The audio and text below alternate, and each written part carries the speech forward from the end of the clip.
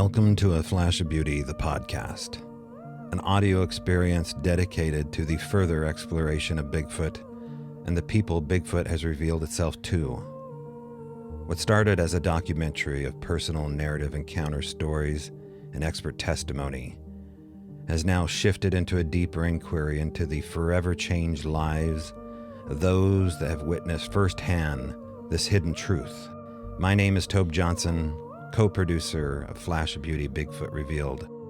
Join me along with the crew and creators of this doc, director Brett Eichenberger, producer Jill Rimmon-Snyder, and cinematographer Michael Ferry, as we go back into the trees to sit down once again with each guest in search of the truth, no matter how strange. Well, here we go again. We're back with Mike Ferry, cinematographer, Jill Rimmon-Snyder, producer, and director Brett Eichenberger, and myself, Tobe Johnson, your host, as we talk about our next guest here, Faaruwq Muhammad, independent data analyzer, and a whole lot more. Boy, Brett, you were just telling me that this interview kind of fell in your lap on social media. Why don't you steer the ship here and tell us how you met Faaruwq? So early on, when we had just started, I think we were just a few months into the production on The Flash of Beauty, we were doing our research, and I came across a post on Facebook that really kind of summed up what our mission is with The Flash of Beauty. And that's to really kind of get people to start talking, get rid of the stigma, give people a safe place to come out and talk about their sightings. And Faaruwq was just really hitting a lot of key points that I wanted to make sure that we covered in our film.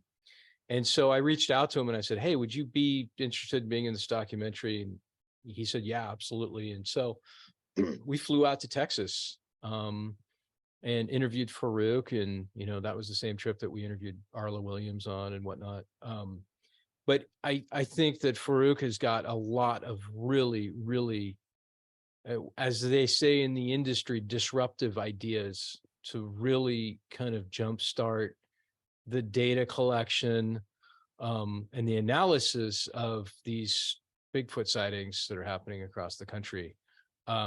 He's definitely on top of his game as far as this is concerned. And this isn't really something that people are talking about right now. And I think it's a situation where technology can really begin to start shedding some light on what exactly is happening out there. And what I love about Faaruwq is, he agrees that you cannot skew the data. You can't get rid of the data. It's disrespectful to the data. So anyways, I think this is the most important interview we've done. And that's no disrespect to anybody else that we've interviewed, but I think the ramifications of putting together Faaruwq's program that we talk about later on in the interview could be ginormous. Yeah, I mean, if we go by some of this data and really analyze it, I mean, you're going to see, we're going to have to rewrite some science books, and we're going to have to rethink a lot of theories, and research is just going to have to be, tossed aside and rewritten. And that's really scary to a lot of people. And I mean, there's a lot of obstacles in the way, in his way, but hopefully we can bust through some of those. 100%. And I think like the conversation that we just had with Faaruwq, I mean, it elevates, it's a game changer because he's touching on things that other people aren't including in the conversation. And I think he's really setting forth like these are the milestones we need to hit to really start coming up with a game plan on what this all means. Yeah, absolutely. Sorry, my fault there. I'll have to edit this part out here. All right, 3, 2, 1. Yeah, absolutely. And, Jill, Mike, Brett, he started off as kind of a fan fan of the foot. He's listening to podcasts, he's downloading Wes's show, and just listening probably at work like we all did.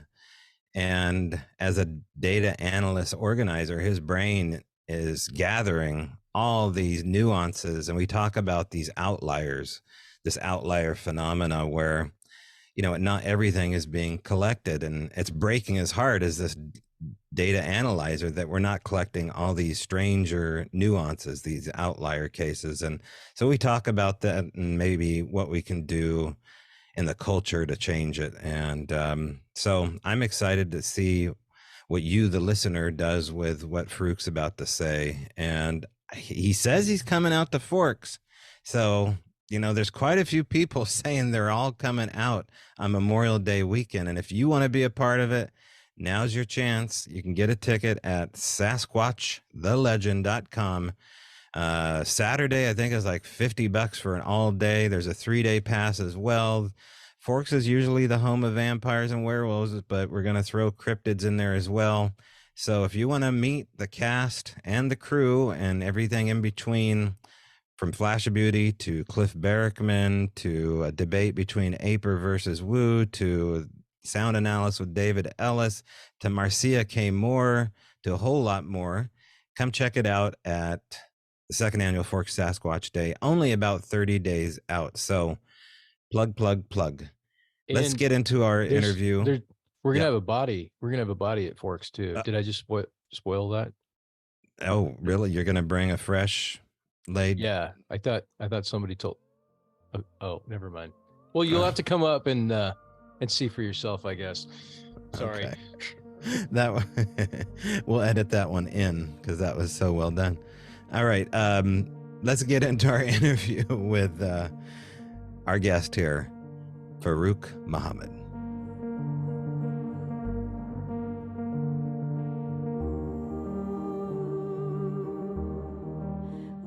With us now is Faaruwq Muhammad. Hello, Faaruwq. Hey, how's it going? How you doing? Good.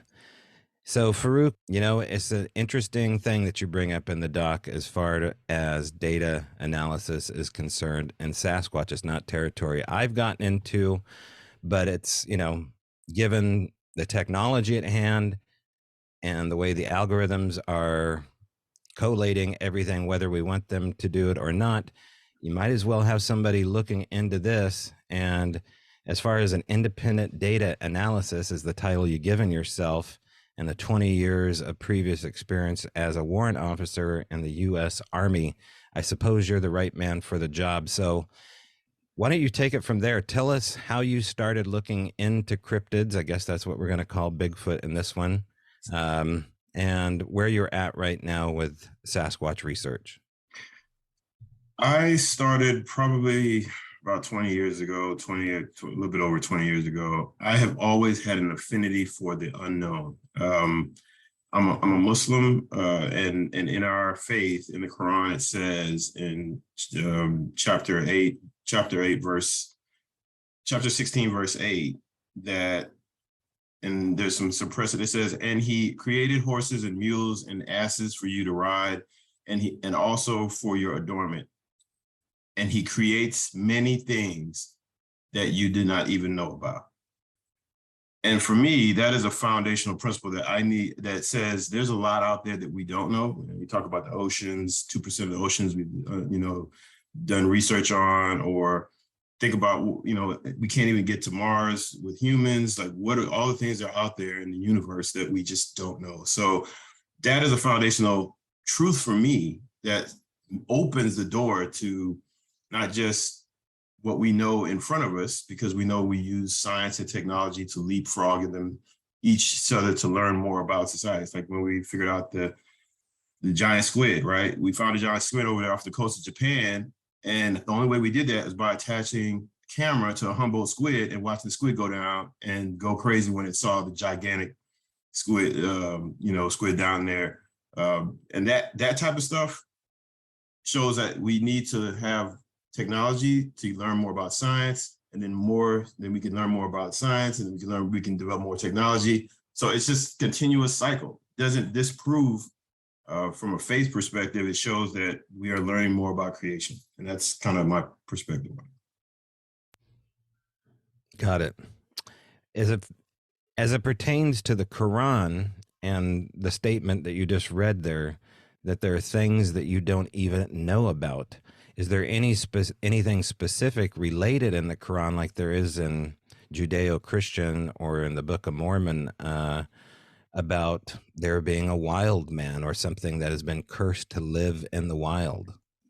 It's interesting that you say that, and I don't have it directly in front of me, but so my dad laughs at me hysterically about my belief around Bigfoot. And, over time, I've presented him with various scenarios and situations, and he literally has gone back to scripture and teachings and found a creature that was supposedly called, that looked like a beast of hair and things of that nature. It's a metaphysical creature, so it's kind of like half spirit, half beast thing, but it's considered a true creature in our faith. So I'll have to go back and dig the name of it up and to get that back to you. But yeah, so that's what my dad says. Oh, I believe because I believe in this because our faith says this. Yeah, and what's really interesting, we talked about this when we did the interview, Faaruwq, is that there's some parallels between Christianity, Judeo-Christianity, and Islam, in that the belief in angels, the belief in the same God. We might use different terminology, but it's the same belief. We share the same belief, and we talk about, the Old Testament talks about the Nephilim, and this is sounding to me a lot like the Nephilim. That these potential hybrid angel humans, so it'd be really interesting to find out more about that, because it seems like every culture has got this kind of mythical, hairy beast. In fact, I've already cut your segment of the sequel, and I touch on that. I'm actually showing some pictures of some of these things. And one of the photos that I'm going to show in the documentary is from a wall in the Vatican that was painted by Michelangelo himself, of two what look like Sasquatches hiding in a cave behind an altar. So, the truth might be out there, right out there in the open, and we may be missing it. Yeah, I think that's a really good point. I think that, if you, and then, like I said, not going down to, trying to proselytize, but if you believe in God and you follow some semblance of one of those three monotheistic Abrahamic faiths, then you find yourself kind of seeing those parallels that you can't deny. Like there must be something there. There must be some there. It's just we're not necessarily given additional details about it. And maybe because it may not have been incredibly beneficial for us, going down the path, but definitely lends credence to it, As it pertains, Faaruwq, to some of the things that you've been doing internally, we should mention here that Faaruwq has a photographic memory. So when I say internally, sometimes the computer I'm talking about is his own brain.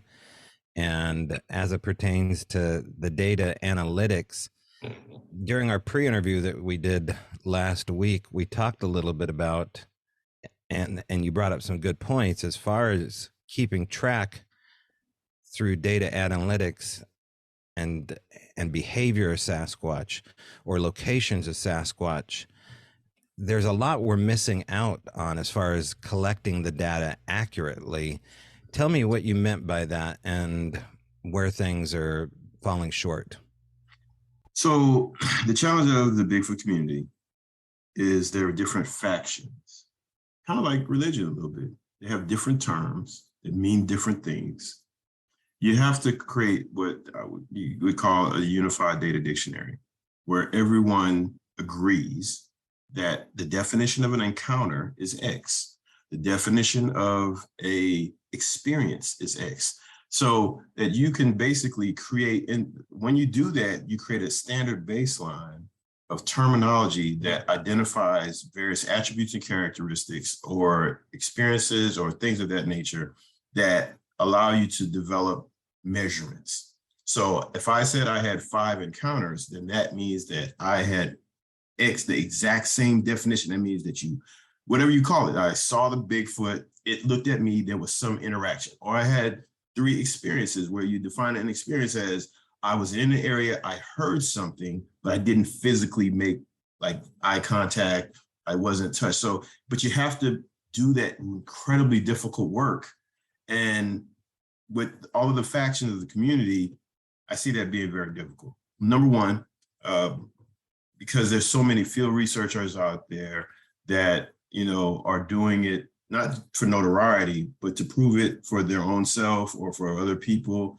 And the scientific method and scientific principles may not be totally followed in some of those. So I think there's an incredible amount of credibility in the field research community, because they have to be the ones to go out and do the hard work of sitting out there watching red eyes in the middle of the night and hoping that they don't get ambushed by a whole group of Sasquatch, you know, while they're out fishing in ridiculously remote places or camping. But there's a process that could be applied to that would lend to generating incredible amounts of useful data. So I hope that answers your question. Did that help? Go ahead, Jill. Sorry, I was trying to unmute myself here, Faaruwq. I wasn't ignoring you. Jill, take it away. Yeah, I was having mute issues myself. So this is kind of, I'm deviated from the path we're going down, getting into all the technical and the analytics and whatnot. But just to circle back about your photographic memory, I just have to ask, so of all the stories and encounters or tidbits of information you've come across, what would be the top 3 that are just burned into your brain, that when you think about Sasquatch, like the most fascinating things? Yeah, so this gets back to really discrete details. Number one, there's an and I shared it with you and Brad, Jill, the episode about the name of the episode was I wouldn't believe it if I didn't, you know, see it. And that was the one where the guy encounters the woman in the woods that basically has been raising Sasquatch since the 70s, and they've been visiting her, and they leave their young with her for until they're old, until they're too big to stay in the house, and they stop tearing up the house. And that whole series of 5 to 6 encounters he had with that lady, and how he, you know, literally got to the point where he was watching them, like watch SpongeBob, or you know, sitting up there while they were they would move things around for her. She had bags of feed on the just for them, how they stayed on their side of the property for the most part. And then the part where she met with the alpha, and how traumatizing that was for him. And he decided to stop going after he saw the alpha, because it was such a beast. It was, you know, said 10 foot tall, you know, she was like 5 foot and she was at the middle of his waist. So, I mean, it's that encounter, that's one. And the reason why is because it's hard to say that they're what they are, because we don't have one. But there was a detail in there that undeniably to me said they're part alien, because there was a statement that the guy said when the woman told him they go with the star people for a period of time. You can make up a lot of stuff. You can create, you know, people conjure up amazing Stephen King, but some random guy, country guy out in the woods uses a term so primitive, but so true. Like they go with the star people for a period. That encounter itself out of the thousands is what I call an outlier.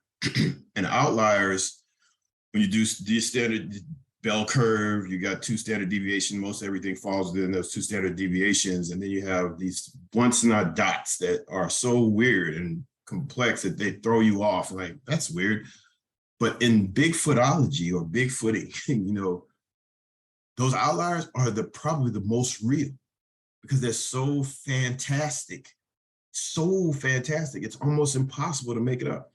That's one. The second one was the one where the lady saw the family on the beach. These are all on Sasquatch ground. Brett Wes Germer, he's done a great job on that forum. He actually creates a template for exceptional data analysis capture. The way that he guides them, if someone was cataloging that, all of those 900 something episodes he's gotten would literally be a blueprint for a lot of areas around the United States, because it just does a great job of pulling out the data that you could use. So there's this one episode where this guy's out hunting and he sees one about 100 yards away, and he says, "Hey," yells at it. And without thought, it immediately, without looking back at him, jumped from where it was to behind a tree. Now just think about the intricate thought of human behavior or any other animal behavior. What do? We look. But it didn't look. It just jumped with its back turned to behind. What creature is in our animal kingdom would make that type of move? There's none. There's no animal. Any animal, you yell at a deer, it looks at you. You yell at a bear, it looks at you. You yell at a wolf, a lion, they look at you. It went from back turn, hearing that noise, to jumping immediately behind a tree. You can't make that up. The brain would follow the logical part. Oh yeah, it turned around and then it jumped behind the tree. You don't think it immediately. And then what it did was, you saw it literally scanning the top of the trees first until it went all the way down. And then it saw him. You can't make that up. Why is it looking at the top of the tree? So, I mean, it's those little intricate details that just add so much validation to people who are having real experiences that you can't make up with the logical brain of a human. And it just adds so much credibility. The last one, well, that was 1, 2, 3, same thing. This is the one where the lady saw the family on the beach. She watched them, the male go into the water, and he was pulling seaweed out, throwing it to the bank. And the female, he was kind of chewing on it a little bit and then throwing it to the bank. And then she kind of slipped on some rocks. It saw her, and she said the way it moved, and the way she explained, she just literally passed out when it got over there. And she woke up next to her car, in the area by her car, because they drug her over there. They didn't kill her, but the preceding thing is that the wife stopped the husband from killing her, and they had an argument, and she watched them have an argument, chattering back and forth. To me, those are the three that just kind of add details to that. Why would how does the brain function in a non-human way to think about interactions? It's just that's not possible, really. I mean, unless you're an extraordinary filmmaker, Yeah. And obviously, we've listened to those episodes as well. And Jill and I were talking about, I think we were listening to them in a road trip. And maybe it was actually after we interviewed you, we drove up to Oklahoma, and I think we listened to them on the way up there, something like that. But one of the things that we noticed was, being that we're filmmakers and we've done a number of narrative films, is the performances of those individuals. That's not easy to do. So, you could hire an actor or an actress to recant those stories.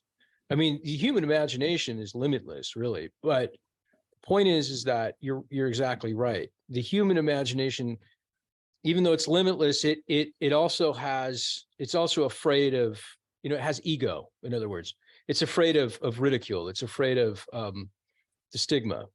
So for someone to come on and say some of the things that those individuals said, and we've heard after the fact that, so what was the woman in California's name? Was it Christina? No. Claire. Claire, thank you. We heard that Claire, and I don't know if Wes told me this or if somebody else told me this, Claire actually saw that they had gills.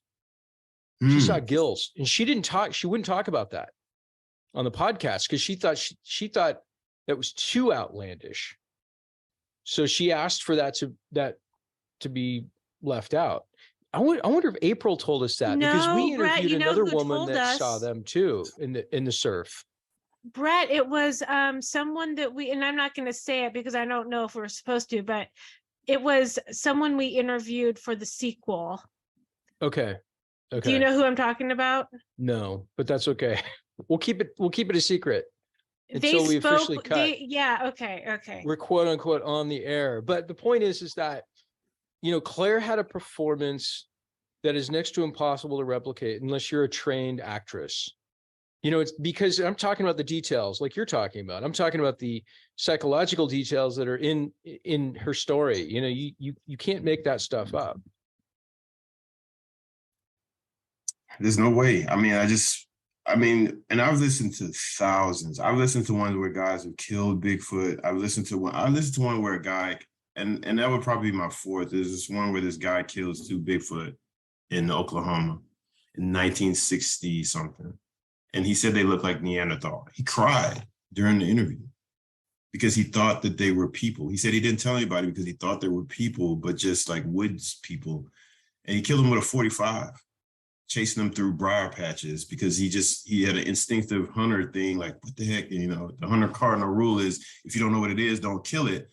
But for whatever reason, he just went full Monty on chasing them down, and he killed 2 of them and buried them. And he said he wouldn't go back because he felt like the family that was there knew him, like they remembered him. And he cried. He literally cried on the air, and you could hear the trauma in his voice, the regret that he had because he didn't feel like it was right. Those emotions that people have are data elements. They absolutely are. Yeah. And what's interesting, and real quick, I'll let you talk, Mike. Just to finish up this thought, what's really interesting is, we haven't, I don't think we've listened to nearly as many episodes of Sasquatch Chronicles as you have, and or other podcasts.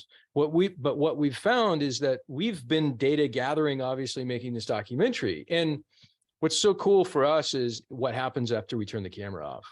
Because like I was just saying about Claire, there's a lot of people out there were only willing to give us 90% of the story, or what they were comfortable telling us. And it's those other pieces of the story that we're getting off camera, or a pre-interview or what have you.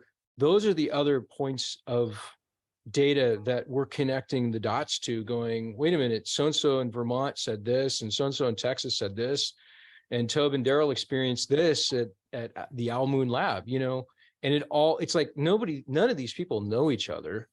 Some of the people that we've interviewed, they've never spoken publicly, and they're saying the same exact things. And there's no driving force behind it other than the fact that what everybody is repeatedly telling us is that once they get it off their chest and they've had a chance to just like get it out there and talk about it, they feel a release. They feel a psychological release. It's like coming out of the closet, and in a lot of ways it kind of is, because of the stigma that society is attaching these people. Sorry, Mike.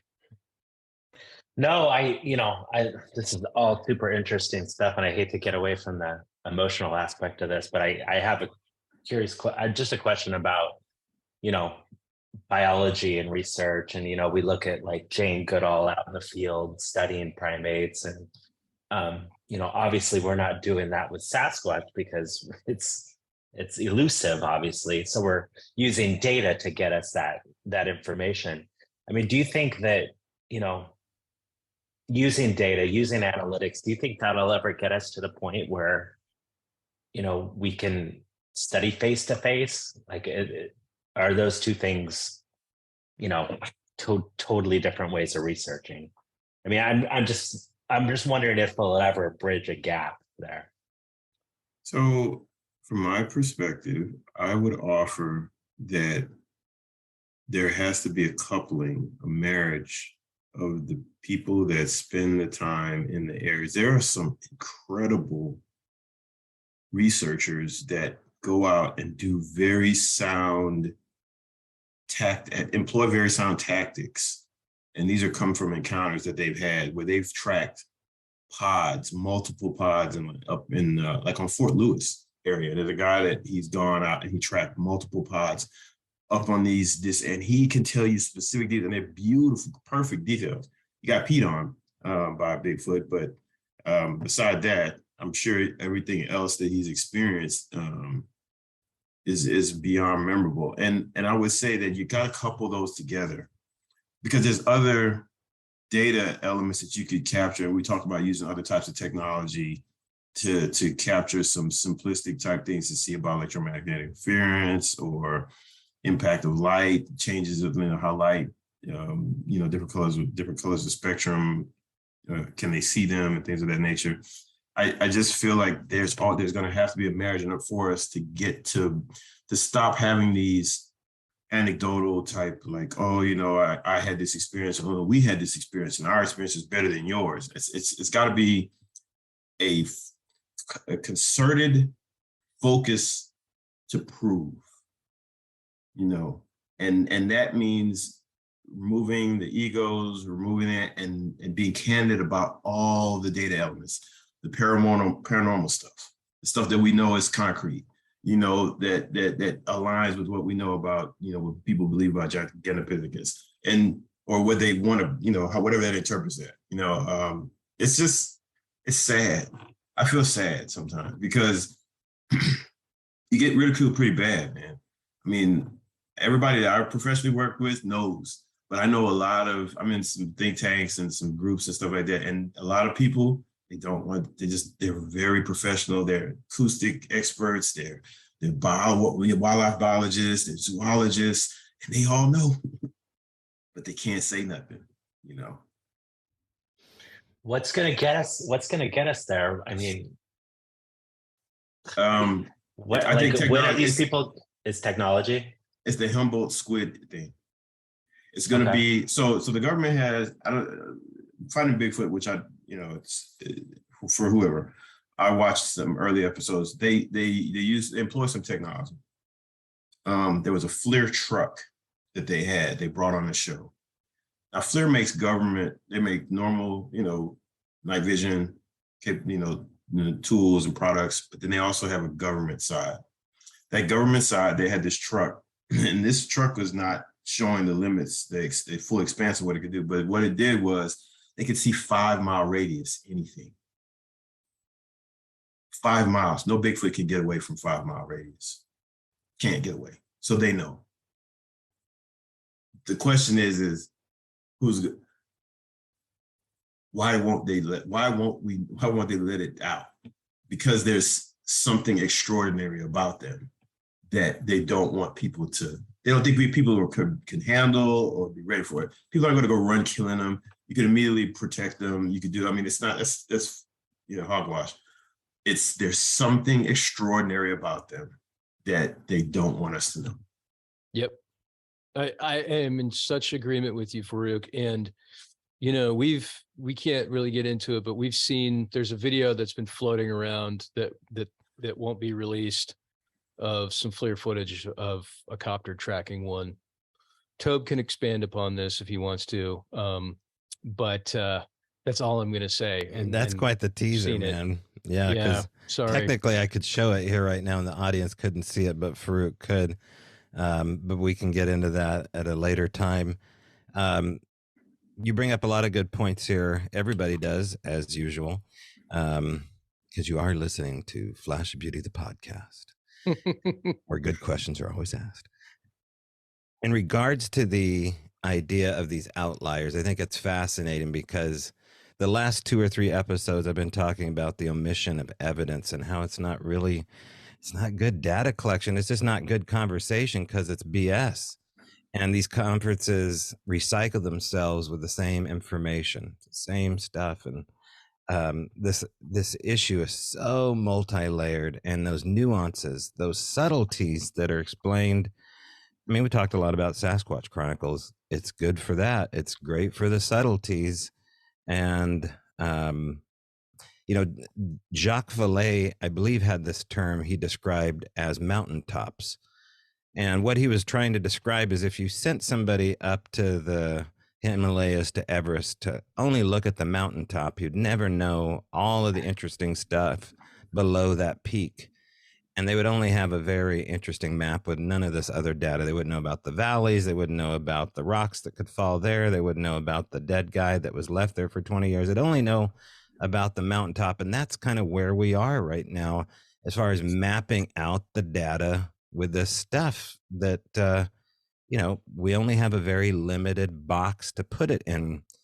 But and I feel like I've experienced this other part of the map. And so what do you think it's going to take to get people comfortable to talk about these other trails, these other nooks and crannies and valleys that we can start to plot? What's going to happen? I feel like it has to be in the culture. There has to be a cultural shift. And is that UFO conversation the shift? Is this documentary the shift? I feel like this documentary might help with it, but there's a lot of invested interest in one narrative. So, Faaruwq, I'm going to make you answer this question. Yeah, no, I mean, the bottom line for me, it's pretty straightforward. There has to be a group of people that don't care what other people think.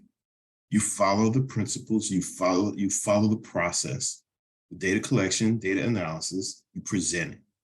Now, what people are going to say is that's a bunch of words, but what else do we have? Do we have a body to show? There is a point where the data is so compelling. That's why they develop drugs. They use the data that they collect from all of the different types of tests that they run, all of the different trials, the clinical trials that they run. They use that data to make an informed decision. And that tells them you're going to have, all these great, outcomes, but you're going to have some really bad contraindications. You might die, you might this and that. But it comes from people saying, I don't care. So someone has to build a group of very highly competent people and not try. I don't at all believe that if you go on Facebook right now, there are hundreds of Bigfoot groups all over the United States. You're not going to get these people to come together under a single common, we love each other, kumbaya lexicon. There are people from the country who never had more than a high school education. There are people that, you're not going to happen. It's not going to happen. People want to do what they want to do to show what they want to show. You let them do that, but you build a coalition of incredibly smart people that know that can come together, remove their differences and say, hey, look, we're going to look at all the data and we're not going to discriminate. And I don't care if I think it's an ape, no matter what you say, I don't care if you think it's an alien. I'm removing all of that. We're going to follow the data. And once you do that, that group can come out. And it's not about trying to appeal to everybody. You're going to have hate no matter what. It's about, just getting to the raw facts. And that group will infect other groups. And the bottom line is that process will infect the young biologists, the young zoologists, the young primatologists. And those people are the ones that you have to look to, because there's that whole other tier of senior people that are in the, academia and all this other stuff that just don't want to listen to it because for whatever reason, it disrupts their thesis that they wrote in 1972, So that's where it is. It's pretty straightforward. Yeah, you need to take bold risks in order to get bold results. And I think that, we attended Phenomenon last year, and there was a lot of talk of this on stage with Eric Bard and Travis Taylor, who are now finally starting to get a little bit of traction on the UAP stuff. And I've been telling people since we started this Flash of Beauty that Bigfoot is, if UFOs are our cousins, Bigfoot's our brother, and it's being ignored, by science. And part of that is just this pop culture icon kind of, you see stickers on cars and people are wearing their sweatshirts and, there's Harry and the Hendersons and so on and so forth. So there's, Aliens got the serious treatment, right? With E.T. and Independence Day and, you name it. Bigfoot's had one film that somebody can name, so there's kind of this, like, he's got kind of a little bit of a bad rap, but it's not nearly, no, that's not what I want to say. What I'm trying to say is it's equally as important in my mind, if not more so than extraterrestrial life, because they're here on Earth. And in my opinion, there are brothers and sisters, humanity's brothers and sisters with superhuman powers. So, we need to start talking about this seriously. People need to kind of come out of their shells and be willing to go out there and say, you know what, there's too much data to ignore it. And here it is. So we're going to go out and we're going to get to the bottom of it. Can we circle back a second? You said there's someone who has a story about getting peed on by a Bigfoot. Oh yeah. There you go. Yeah. So You're so matter of fact about. You're like, oh yeah, that. Yeah. I know. I want to hear that too. Yeah. So it's an encounter. One of Wes's encounters, and the guy talks about how he tracked an entire series of multiple pods in this region up in the Fort Lewis area, and how he goes out and he just kind of sits in this area, and he knows when they're coming back to the home spot. I mean, he's really done a great job of capturing behavior. Like he's like that primatologist, but he's not. But he's got like this primatologist type approach of looking at the behavior of when they call, what they're calling, when they're talking to each other. He's heard them talk. And he talked about this one Bigfoot, this alpha, came over to where he was hiding in these bushes and literally peed on him.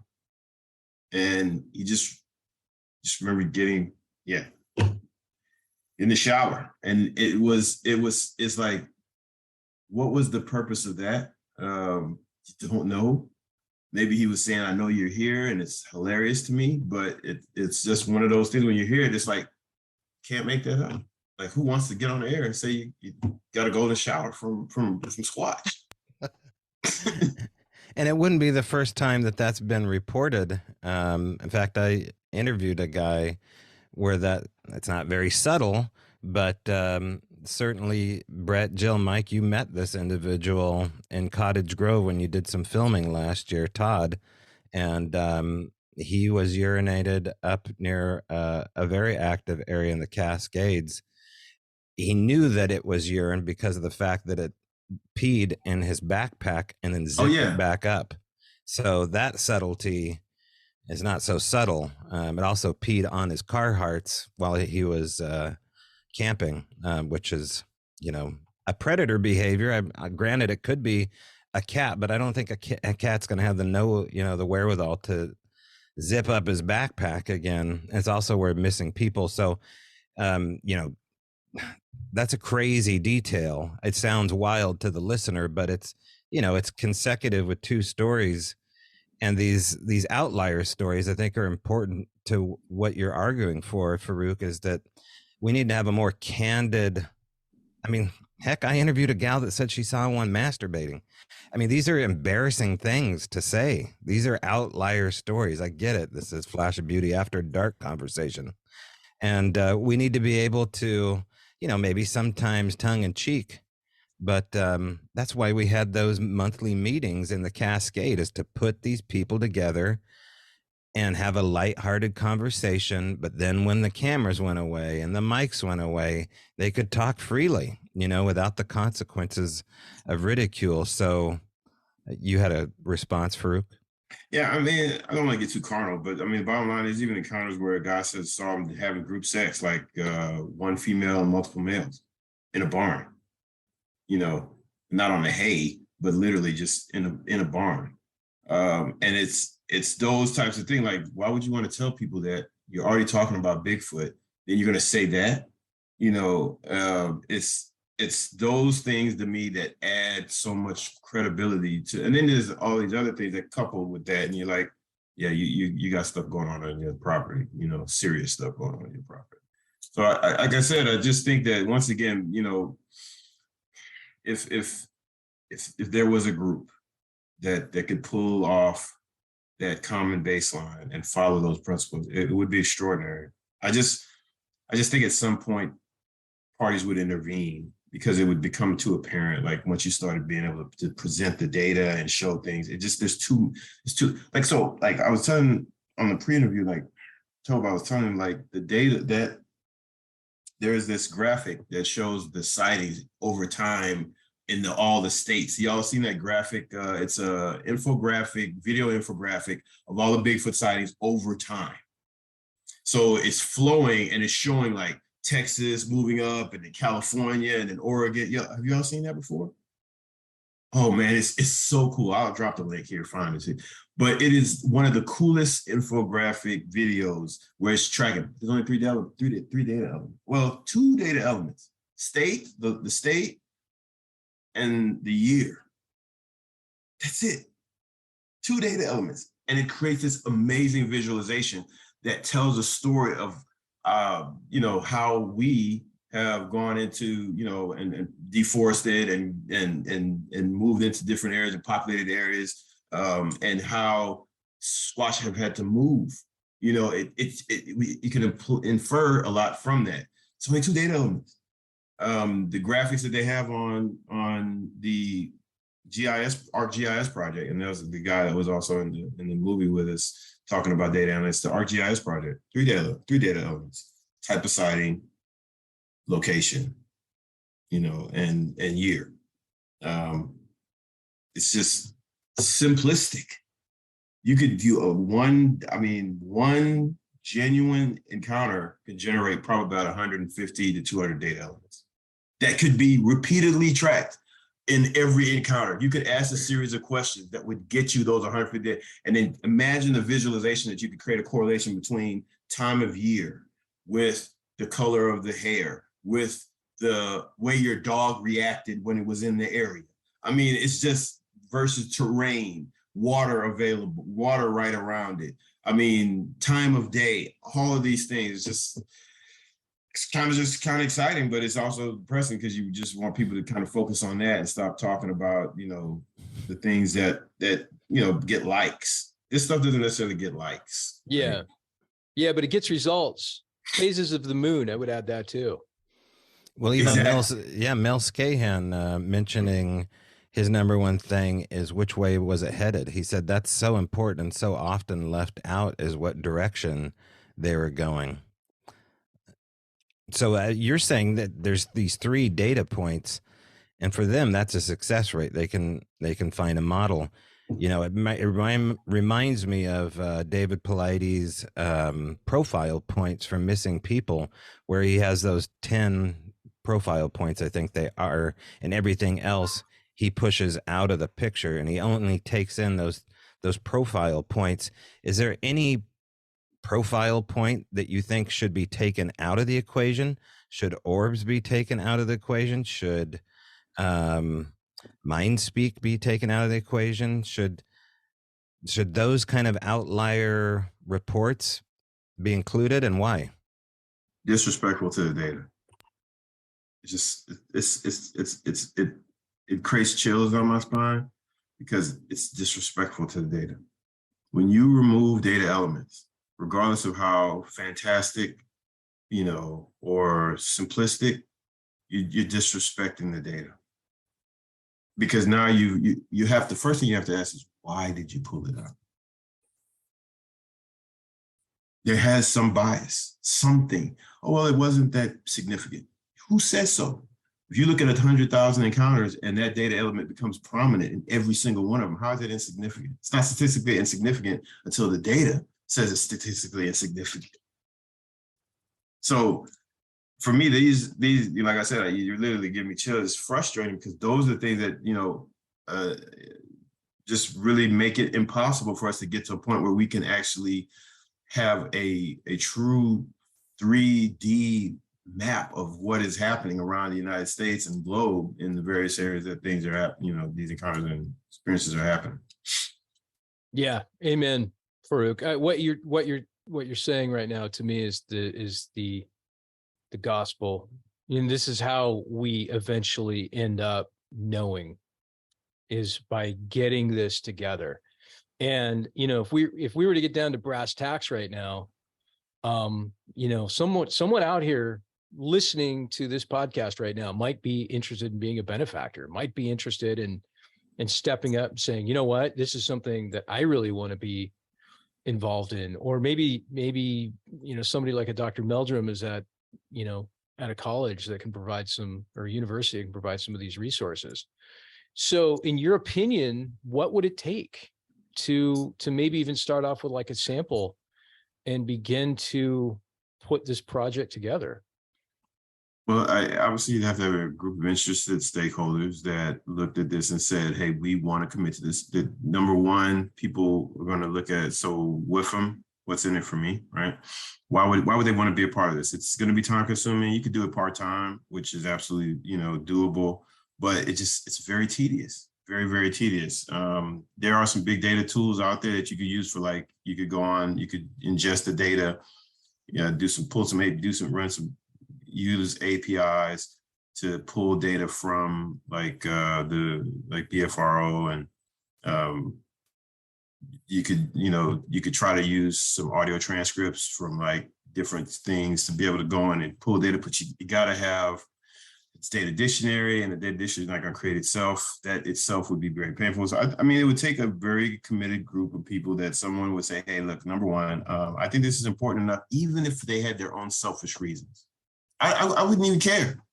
Like, I just want to know for my sake, is this, and if that person was willing to invest, for, probably a 3-year project, at least, 3 to 5, maybe 3, 4 or 5 people for, 3 years, part-time. If you did full-time, probably a couple years, it would be unbelievable. I absolutely know it would be. My brain has, I've dropped some over the years because I've just listened to so many and they all start to come, but it's like, I see it. I see what I don't see, or what I love to see, is the correlations, the pure data scientists being able to show those inferences that they can gain that we not normally. I'm not a data scientist. I call myself an independent data analyst. I just look at stuff. I can do it because I did it in the military. I ran a lot of systems. You can generate data from systems, and you have to do analysis to be able to tell operational statuses and predict failures and all these other things. But for have a true data scientist look at that data and manipulate it, it would just, once again, data can be skewed, data can be biased. So, but like I said, you have that consortium where you set that governance in place to kind of check and balance things, make sure people aren't going off the farm with their own interests. I mean, it just got to be an entire ecosystem structure around that. And, it would just take time, probably take a year just to get people to lock in from the governance perspective. And then you have to start the process of actually determining where your sources are, your data sources are, what your input data sources are, and verifying the veracity of them. And then once you've done that, then you got you obviously already assembled your team, and you go in and you start just decomposing that data into those data elements and coming up with those attributes and cataloging them. I mean, it's painful, but it would be amazing to see it then. Yeah, it could be history changing. So Elon Musk, if you're listening, we need you. This is just as important as Mars. I'm telling you. It's probably more important. It probably is more important than Mars, because wherever, and this is my bias, you can laugh, whoever wants to laugh, wherever they're from. So I was talking to Toad last week about, like, wherever they're from, it's extraordinary. Because get into it, Faaruwq. I don't want you to leave this part out here. I almost forgot this interesting theory. Talk a little deeper than you're expecting to talk about this. Okay, so you want to talk about the hair, or you want to talk about the gravity? Oh man, the hair is pretty good, but I don't want to give that away. That's pretty cool theory. Let's get into Krypton effect. That's what I called it after I hung up. So number one, I was driving to Corpus Christi with my son to go fishing. We were talking about how why Bigfoot are so muscular. Why are they so gigantic and so muscular? And the way they walk, if you see video, they walk with a heavy gait, like why is this? And then how can they be so fast? I have a personal friend that had an encounter that I've tried to get her to get on West, where she saw one, it lifted up the back of her truck on the side of a highway, and it creeped up. She saw it. It was at the bumper of her Suburban, and she was looking in the side mirror at it, and it was creeping, like it was trying to hide. An alpha. It wasn't a small, it was an alpha. Maybe it was a young male, but she said it was about 8.5 feet, something like that. Just the shoulders. He said it looked like a handsome man with gray skin, you know. and I was like, handsome? She's like, yeah, he was handsome, you know. But neither here nor there. I will talk specifically about this phenomena so we were driving down there, and I was like, son, you know, we were talking about how could they be so big? So I love sci-fi movies because they offer challenge our brain to think in a way, like, you know, Interstellar or you know, some other movies like that just force your brain to think in different ways. And I remember when they were walking in the water on Interstellar, and the gravity was so heavy on that planet, and they could barely, you know, one step, and I told my son, you know, what if on wherever they're from, the reason why they're so muscular and so fast is if you ever boxed or you did karate or anything, and you put weights on and you punch with weights, when you take those off, your hands are fast because you've basically applied more gravity that you have to fight. So your muscles become more toned to that. I said, what if their entire planet's gravity was heavier than ours? And then they came here and they're that fast. Like that is kind of crazy, but the concept of it, that all your cells and everything has to deal with this math. And then it kind of links to some of the talk about how their blood stinks, because there's times when they've been shot and people smell their blood and it's this deep, dark, pungent odor. Like the density of it is so thick that it's like, maybe there's something associated with the physiology of them, because wherever they come from, they're on the planet where the gravity is that much heavier than ours. And when they come here, it's like flying as a feather in the wind. Crazy talk, but you know, that's what we do. That actually makes a lot of sense. Makes a lot of sense because, you know, we interview Dr. Simeon Hein in the sequel. And if you haven't already, check out Dr. Simeon Hein's book called Dark Matter Monsters. You're going to love this book. But he puts forth all kinds of different theories and basically, you know, talks about how, you know, whatever it is they're doing, it helps them manipulate gravity, you know, and that's kind of the key, is that being able to manipulate gravity and work with gravity and change your vibrational system somehow by, you know, turning invisible, going into different dimensions, so on and so forth. It's all connected. Yeah, all connected indeed. Faaruwq, what do you have coming up? Do you have any projects coming up? Any websites? Anything that we can promote for you? No, you know, I'm such an independent, quiet, under the radar guy. I do not see myself as an authority on anything. I just know how to do research. I know how to do. I got, you know, my master's degree forced me to do research, and you know, I hook 'em UT Longhorns. You know, I just think ultimately, I don't want to be known for anything, because I don't feel like I'm just incredible. I feel like I need to have some PhD or something after my name, but I could get people there because I know how to run projects. I know how to execute very complex, very large projects. I do it in the cloud. We do it for the government, and we do very large, complex projects. And I've been doing that for a very long time, and it's fun to me. That would be totally nuts if I was able to be involved in something like that, because that would trigger emotions. Once we start seeing the data, I would probably just lose my chicken everywhere. You know, it's pretty, yeah. So the only thing I would say is that I have a buddy in Northeast Texas that has some land, and I am going to go spend some time up there. And there are some incredibly hot spots. I want to see one. And I've negotiated in my brain how I'm going to respond, but I don't think my body has yet agreed with me how I'm going to respond. So in my brain, I know that when I look at one and I see him in a distance and he's standing there, I'm probably going to take off running toward him. But at some point, my body is probably going to reject that. And I'll probably, poop and do everything on myself and take off running in the other direction. If they don't hit me with some infrasound or don't, because I know that Squatch is going to look at me and like, this one is crazy because he's smiling and he's running at me. So I know that's what I'm going to do because I'm going to see it and I'm not going to be scared because why? Thousands and thousands of encounters.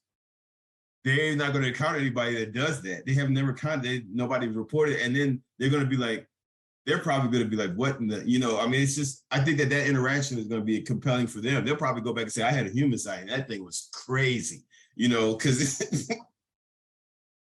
but that's amazing. It would be me because of those thousands and thousands. I don't have that fear. I don't have that thought. I don't have that, oh, that's it. Get to it. I'm going. And then at some point, my body will probably take over and it'll all go to crap. But it is what it is, So, question for you. What's it going to take for us to get you up here to the Pacific Northwest? I know Tobe said that you guys talked a little bit about Forks, Washington. Have you been up there? Were you at Fort Lewis? So I've been up there for work periodically, but I've never done anything like squatchy on that environment. So no, I haven't. The Olympics, man, the rainforest out there it's like Wizard of Oz. And there he is. I don't know Mitchell Townsend, but he and I know there's probably different people with different things, but I mean, if you haven't looked at this book, Bigfoot is Solved, Human Hominid. It's the first Bigfoot book that I've bought. I've read the other ones, but it talks about he's a guy that found they used forensic dentistry to do the analysis on some bones that were found at the base of Mount Olympus, some multiple piles of bones, like bite marks. And that's the stuff that you just can't erase, the bite structure of into a bone, not human, no other animal in the world known does that, but it's a fresh set of bones from the last 3 weeks or something like that. Yeah. A pile, like an organized pile of bones. Who does that? Oh, let's go out here and eat a deer with some jacked up teeth and then leave an organized pile of bones. Like it's this type of stuff that just adds so much credibility. And like I said, the thing that happens is, I know we got to go, but the thing that happens is people that come out with stuff like this, they get attacked. And I think it's partially planned. And then there's just haters that, just didn't wake up and didn't have the wherewithal to go down the scientific path.